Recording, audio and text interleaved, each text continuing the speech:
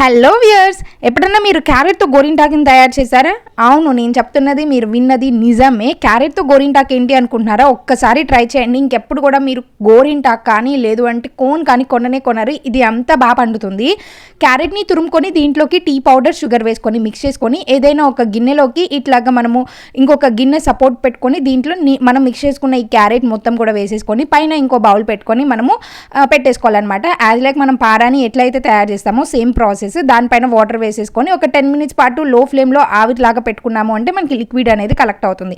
ఇది మనం ఫ్రిడ్జ్లో 2-3 నెలల వరకు స్టోర్ చేసుకోవచ్చు. ఇప్పుడు ఎంత కావాలి అంటే అంత, అంటే ఇద్దరు చేతులకి పెట్టుకోవాలి అంటే 2 లేదా 3 టేబుల్ స్పూన్ల లిక్విడ్ని ఇంకొక గిన్నెలోకి తీసుకొని ఇందులోకి మనము సింధూర్ కుంకంని మిక్స్ చేసుకున్నాము అంటే చక్కగా పండుతుందన్నమాట. ఇది మనం చేతికి పెట్టుకోవచ్చు. ఏ డిజైన్ లేదు అంటే చక్కగా ఇట్లాగా చుక్కలు పెట్టుకున్నా కానీ చాలా మంచిగా వస్తుంది. డిజైన్ కూడా చాలా ఈజీగా పెట్టుకోవచ్చు. మీ కళ్ళ ముందే కడిగి చూపిస్తున్నాను. మీకు నచ్చితే డెఫినెట్గా లైక్ చేసి ట్రై